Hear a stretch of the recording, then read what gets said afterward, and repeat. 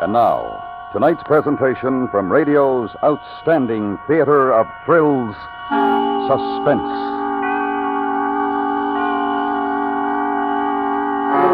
Tonight, the story of a man with no imagination who found it necessary to cause the violent end of a life. It was written by the winner of the Edgar Allan Poe Award, E. Jack Newman. The story is called Sequel to Murder.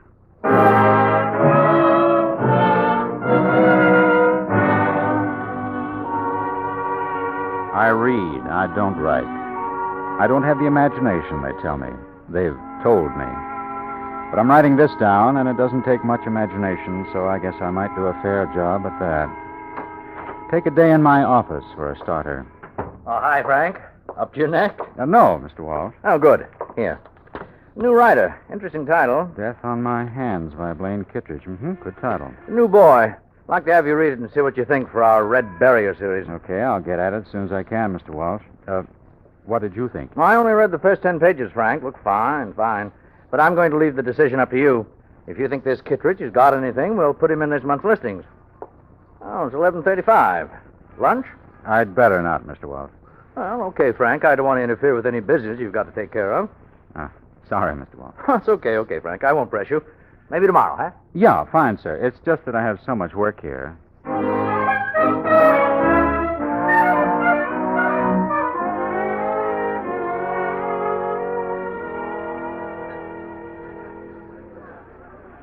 We certainly can't go on like this. I can't go on. You'd better work something out. I will. There's no need for all this. You said the same thing a year ago, Frank. A whole year ago, you said exactly the same thing. And it's still the same as it was then. I still have all those empty nights when I can't see you. I just told you I'll do something, Bess. Why all this? I want you to understand how I feel, Frank. Exactly how I feel. Make no mistake about it. Either you do something now, today when you see her, something definite, or that's the end. This way it's awful. Awful for me, too, you know. How do people get into things like this? Now, Bess. I didn't want to love you. I knew you were married. I'm such a fool. Bess, please. Don't worry. Don't worry, Mr. Galt. I won't sit here and cry. I wouldn't think of upsetting Mr. Galt while he ate his lunch. Oh. Don't you worry a bit, Mr. Galt. I'm going to work it out. Bess, do you hear me? Yes. But you're thinking of some other things, too. Oh, I know what you're thinking of. How it'll hit you in the pocketbook. Things like this cost a lot of money, and you hate the thought of that. Well, if you want me, and you say you do, you'll have to make some sacrifices. You know that as well as I do. Oh, sure, look away from me. Look at the way to look anywhere. Well, I've made sacrifices already. I can't see my mother on weekends and tell her who I'm seeing. She always wants to know. I can't take her to meet my friends. I have to be satisfied with this. This meeting you at your restaurant and seeing you at your office. I don't have a life this way, Frank. You don't even have the imagination enough to arrange a romantic setting. Now, stop it, Bess. Get your book out of here first, Bess. What? Lillian just walked in. Oh. And if these terms are satisfactory, please advise by wire or cable. Yours truly, Frank Galt. Frank! Oh, Lillian. Well. I took a chance you'd be here. I thought maybe you'd buy me lunch. Sure, dear, sure. I didn't know you were coming in this early. Oh, you remember Miss Lucas from our editorial department? Yes. How are you, Miss Lucas? Fine, Mrs. Galt. Nice to see you again. I'd better get this off in the mail right away, Mr. Galt. All right, Bessie. Fine. Better do that. Well, don't let me rush you off, Miss Lucas. Well, we're finished, Mrs. Galt. Sometimes lunch is the only place I can pin him down. Really? Are you that busy, dear? Seem to be. Sit down, Lillian. Oh, thanks. Oh, don't forget your notebook, Miss Lucas. Oh, yes, of course. Mr. Galt. I hope you won't let that other matter slip your mind. It's imperative that you do something about it immediately, this afternoon. Oh, yes, of course, Miss Lucas. Fine. Excuse me, Mrs. Galt. Yes. See you in the office. Yes. Goodbye for now. Would you like a drink, Lillian? She's an interesting girl, Frank. Bess? Oh, sure, yes, very bright. Going to be one of our best editors someday. She looks like she'll go far. But I certainly don't like the way she wears her hair. I'll take the drink. Philippe? On the phone, you said it was something important. Yes. Are you going to tell me? Yes, Lillian. I tell you what I'll do, Frank. I'll make it easier for you. You're always very bad at this sort of thing, and I'm always very good at it. At what sort of thing? You don't even know what I wanted to talk to you about. I can guess what you want to talk to me about. And you can stop me if I'm wrong. I know all the symptoms, especially on you. I know you like a book. You hate to get down to cases. In your office, you're a real demon. Doesn't take any imagination to read what other people have thought out. But this is hard for you, isn't it? I'll say it right out, Lillian. I want a divorce. Well, you did get it out, didn't you? I want a divorce because we don't get along. We haven't gotten along for 5 years. I want a divorce because I think we've tried about everything to make it work, and it won't. Lillian, what do you think? What do you honestly think?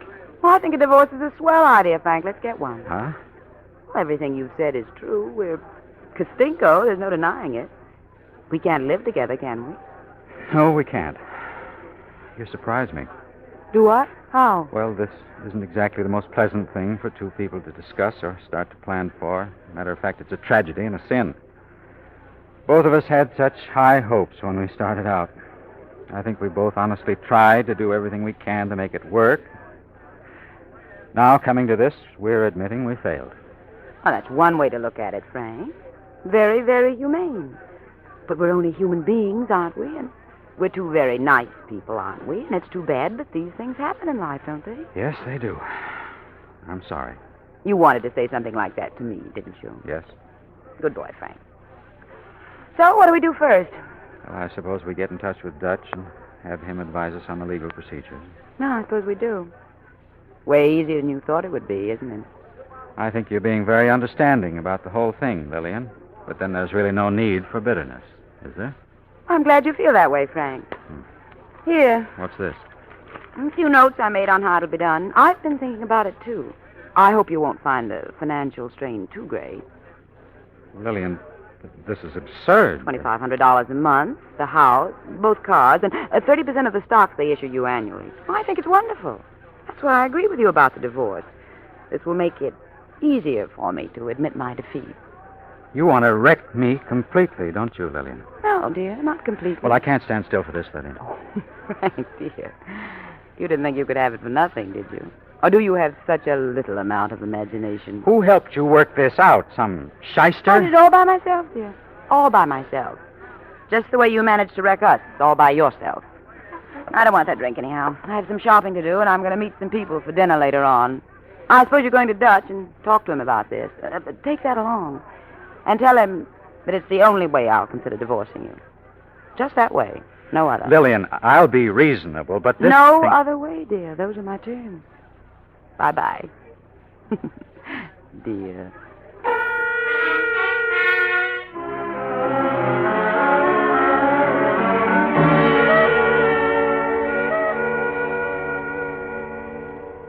Frank, you didn't talk to her, did you? Yes, I did. Well, what came of it? Why did you avoid me when you came back to the office? I've been trying to get hold of you all day and half the Up night. to my ears in work, Bess. Work? Yes, work, lots of it. I still have to work, you know. Well, don't get angry at me. Just tell me what happened. That's all you have to do. I'm lying in bed right now. I'm reading a manuscript. I have to make a decision on it tomorrow morning. Let's talk then. Now. Bess, I can't talk now. Lillian just walked in the next room. Yes or no, Frank? Yes or no? Say it. Say it now. Yes, we're going to be together. No, we aren't going to be together. Yes. She'll give you the divorce? Yes. Goodbye. Well, Hi. all tucked in, huh? Are you a little tight, dear? I'm a little tight. Yes, why? Nothing. It's just that I have to read this manuscript tonight. I'd rather not discuss anything about anything right now. Oh, I see. Death on My Hands by Blaine Kittredge. It's an interesting title, dear. Yes. Who's Blaine Kittredge? I don't know. Some new writer. We've never published anything of his before. Are you going to publish this? I don't know. I haven't read it yet, Lillian. Oh, well, don't let me stop you. Good night, dear. Good night. Frank, Yes. I hate to disturb you, but did you talk to Dutch? No. Are you going to? No. Then you don't want a divorce? What do you want, Frank? I want you to leave me alone right now. Okay. Bessie Lucas, isn't it? What? Oh, you're so bad, Frank. So bad an actor, and so she. So little imagination. I could tell her today when I walked in on your little lunch. Nothing to say? No denials, no confirmation? Frank, you haven't made a decision yet. I have. What's that, Lillian? I'm going to divorce you. I'm going to get everything I told you about in the way of terms, and on top of it, I'm going to name her. No, please. It'll look pretty tawdry, dear. You're a pretty tawdry person anyway, aren't you, Frank? A real company man who has to do his little job regardless of what. No.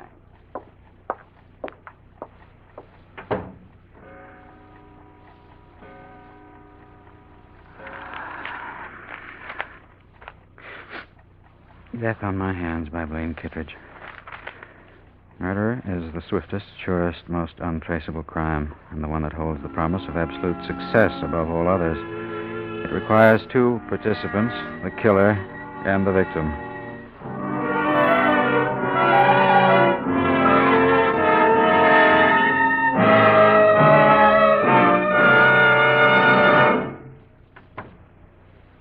Frank? Yeah. What's the matter? What are you doing in my room? Thinking. At 4 a.m? About what? The story I just read, it's about a man who gets away with murder, Lillian. There's no way for him to be caught, no way at all, Lillian. Will you publish it, dear? Then I'll read it. The trick is he never planned to murder at all. He killed his wife, and he got away with it. He half smothered her with a pillow, set the room on fire, and she suffocated from the smoke. Is there a cigarette over there? You want a cigarette? Well, might as well, if you're going to keep this up. Here. Thanks. Now, where are we? On the story, Lillian. I tell you what you do, Frank. You publish it and I'll read it and I won't have to listen to it, huh? I'm going to turn it down. Fine, you turn it down. But I'm going to use it, in a way, on you, Lillian. What are you talking about? I can't let you wreck me, Lillian. Oh, Frank, go on back to bed and stop being dramatic. I have enough imagination to know what that would be like. It'd cost me everything I ever worked for. For heaven's sakes, what are you doing? Put that match out. You're going to set this house on fire. Just the bed, Lillian. Frank, go get some water. The whole house will catch fire. No, not the house. Just this room. Your bed. But They'll be able to save the rest of the house, and I don't mind building this room over. you're utterly mad. Frank, utterly mad. Just hold the pillow over your nose and mouth just long enough to make you unconscious. No marks, Lillian. No fuss, just like the story. The smoke's really going to kill you, not me. It'll be the first thing you breathe. Breathe in when I take the pillow away. It'll be in your lungs, Lillian, for the coroner. You went to sleep with a cigarette in your hand, and you started the bed on fire, and you suffocated before I could help. Help. Right in front of my eyes.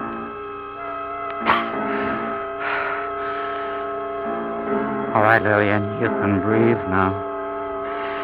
That's it. Breathe, Lily. Breathe!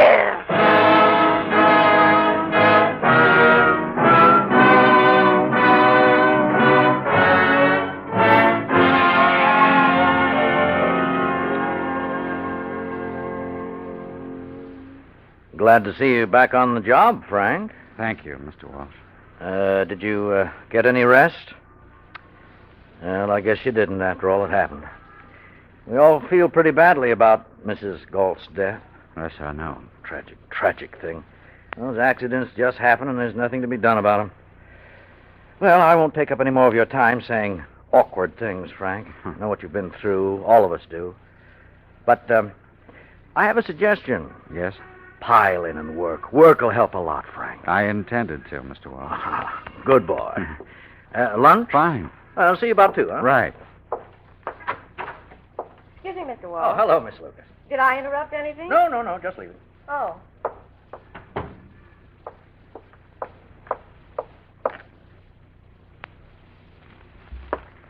Frank. Bess. Darling. Oh, Bess. Darling, I can't say I'm sorry she's gone. But I am sorry about the way it happened. I'm sorry I couldn't be with you. I know you loved her once. All over now, Bess. Oh, Frank. It was awful for you, wasn't it? Awful. But just as Mr. Walsh said, those things happen. Yes. Well, you want to talk about it, I guess we can do it another time. Yes. Any time. That's right. Any time. Do I sound cruel or thoughtless? Oh. If I do, I'm sorry. I just know that I've wanted you for so long. Now I can have you, Frank. Better get back to my desk. Yeah.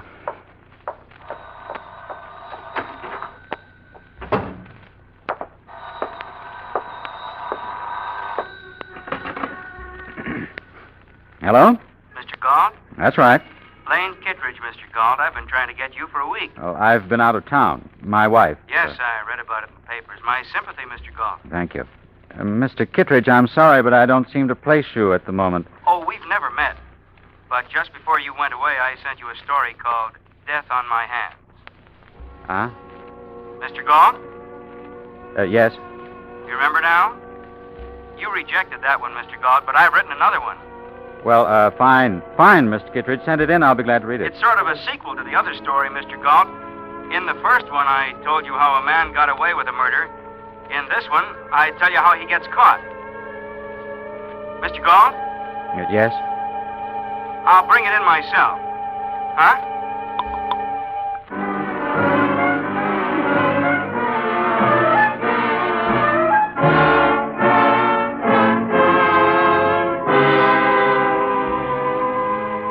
You are listening to Mr. Whitfield Connor in E. Jack Newman's story, Sequel to Murder. Tonight's presentation in radio's outstanding theater of thrills, Suspense.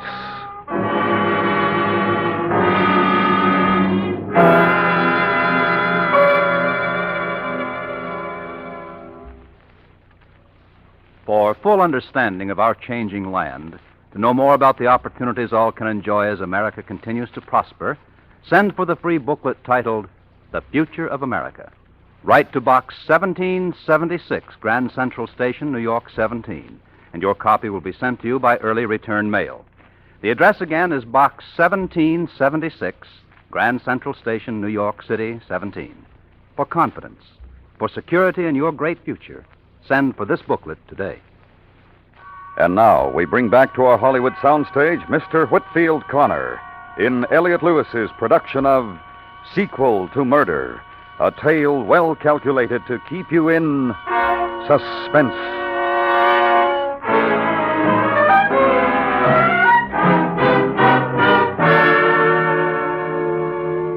It isn't hard to write all this now. First, because the details were all there, and next, because someone else really did all the writing. I did the reading. But the reader and the writer had to meet. I'm Blaine Kittredge. Oh? I got here right after I phoned you, Mr. Galt, but they said you were out to lunch. I've been waiting ever since. Oh, sorry, Miss Kittredge. I suppose you needed that long lunch hour. Hmm? It fits in, Mr. Galt. You had to think of something to say to me, didn't you? I don't know why particularly. Because I have a story for you. The sequel to my first story. Oh, well, where is it? I have it here, in my head. All I have to do is put it down on paper, as the saying goes. Well, I'm afraid I can't read your mind. I'll help you. First, I suppose I should tell you I usually write my stories based on fact, more or less. I take all 7 newspapers here every day, for instance. Read them from top to bottom. There are a great many things in newspapers that make valuable material for a writer, Mr. Galt. Yes? That's what I do most of the time, Mr. Galt. But when I wrote that story about the man who half smothered his wife to death with a pillow and then set the room on fire so she'd suffocate, You do remember the story, don't you? I don't know. Called Death on My Hands. You rejected it, Mr. Galt. You personally rejected it. Oh. Yes, well, go on. Well, that story was a little different, Mr. Galt. You might say I gave it a little more work than the others. You see, I didn't base that story on anything I'd read in the newspapers. You said you had a I new made that story. one up. I worked it out pretty well, didn't I? I suppose you did. Imagine how surprised I was after I'd written the story to read in the papers about your wife, Mr. Galt, dying of suffocation. Let's not dwell on that, please. Oh, I don't want to make it painful at all, Mr. Galt. I'd just like to make sure you buy my new story. What do you have in mind? A talk with the coroner's office, Mr. Galt. I'm sure that if I explained to them the details of my story and how you had the story, and of course they know the details of Mrs. Galt's death, they'd reverse their decision. We both know they'd reverse their decision about how she died. And they'd look into your life pretty well. They'd probably find a good reason for you wanting to get rid of her. Absurd story like that, they wouldn't listen to you. They'd listen to me, Mr. Galt, because I'm a pretty good talker. In fact, I talk a lot better than I write, really. Look, you're listening to me. Everyone listens to me when I talk. See? Now, it really comes down to what do you want out of life. Now, I don't care about your personal troubles or how you solve them, but I do care about mine, Mr. Galt. I need $100,000 to make life interesting for me again. You have to get me $100,000 if you want to live. I haven't got that kind of money. No one has these days. I've seen your house and your cars, and I have some idea of the salary you make here and the dividends you get on stock. And that's how I arrived at my figure. You might have to liquidate a few things, but then you'll be alive. And after all, you'll be better off than Mrs. Galt. She's not alive because you killed her. You'll have to go to somebody with your story, Kittredge. I can't pay you that kind of money. Okay. I'll turn you in. Wait. I'll see what I can do. It takes time to raise that kind of money. A little down payment will do, say $10,000. How about midnight at the 45th Street station? All right. Don't go to anybody. Of course not, Mr. Galt. Not until I've given you a chance.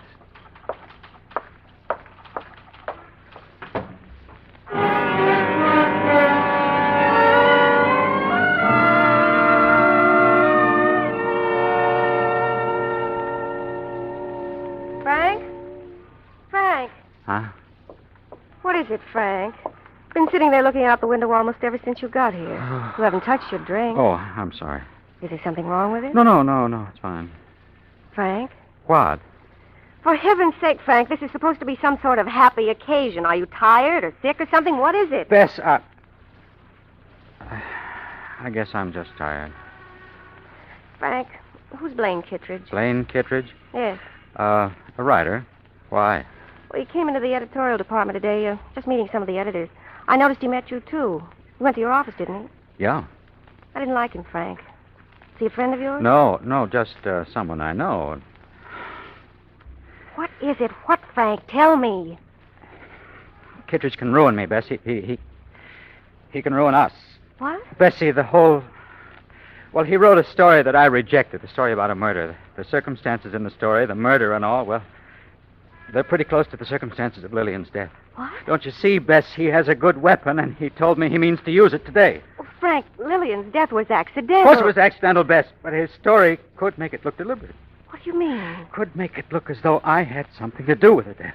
Why, that's ridiculous, Frank. Oh, Frank, why do you pay any attention to him at all? You're really upset, darling. He wants $100,000. Why, that's so absurd.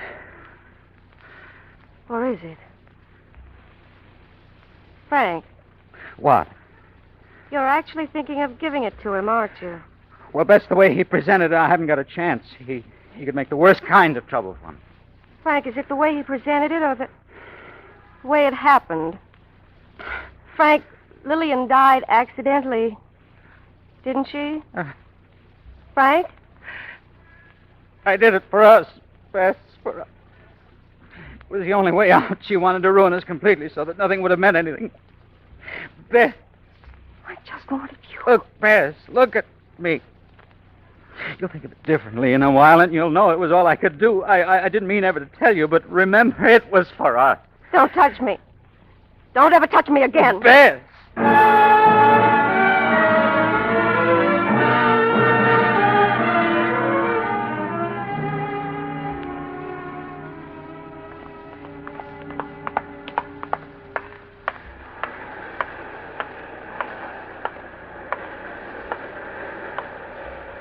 Hi. Hello. Right on time, Mr. Galt. Yeah? Good time of the day to meet for this kind of thing. Nobody around. Yeah. Well, I didn't bring you the money, Kittredge. I'm not going to give you any money. what is this? I don't need a book to tell me how to handle this. You're crazy if you try to use that thing here. You wouldn't get 10 feet without running into a policeman. Let's go over there. I haven't got much more to lose, Kittredge. All right. I learned a lot about homicide from you. But you can never really get away with it, Kittredge. Somewhere along the line you get caught, not by policemen, by yourself. Someone else made me realize that. But a man has to go on living. Look, Mr. Galt, you aren't going to solve anything here. I'll kill you. I know how to do it because it has to be done. You will fall in front of the subway, Kittredge. Oh, These men coming don't move or try to shout to them. Just let them walk past. I mean that.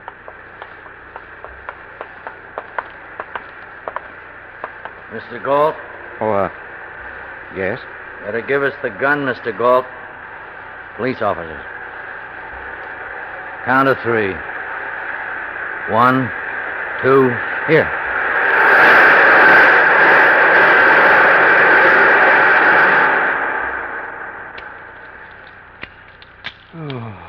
boy, am I glad you two showed up. He was just telling me how he was going to kill me.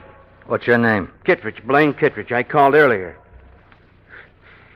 Sorry, Mr. Galt, but I figured you'd try something like this. Lillian was right. What? I should have known. I don't have much imagination. All right. Let's go.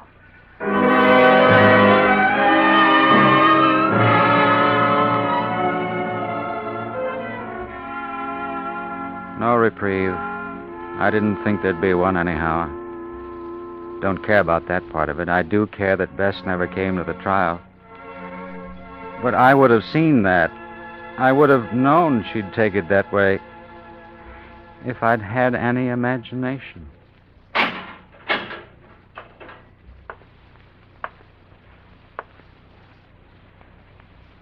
All right, Father. I'm ready.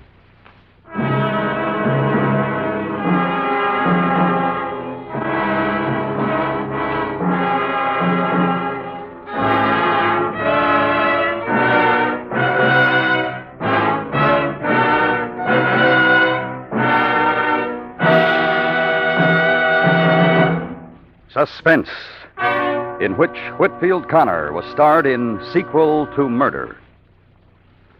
Next week, the story of a man who lost his shoes.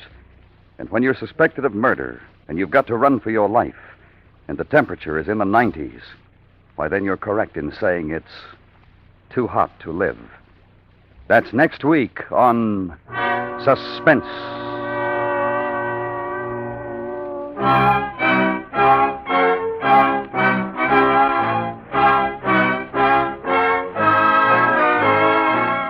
Suspense is produced and directed by Elliott Lewis, with tonight's music composed by René Garrigan and conducted by Wilbur Hatch. Sequel to Murder was written for Suspense by E. Jack Newman.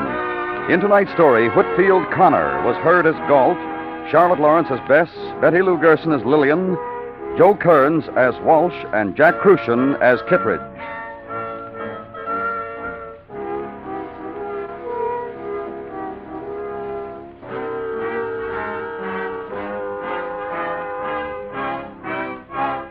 This is the network, and tomorrow's the night when CBS Radio's crime photographer takes on his latest murder case. Yes, it's Casey on the case, and things usually click from start to finish when crime photographer's in action on most of these stations every Wednesday night. Be sure you're in your favorite radio side seat tomorrow night when Casey, crime photographer, cuts loose with his camera, his brains, and his instinct for adding up clues to a killing. Daytime is a gay time with Arthur Godfrey time on the CBS Radio Network.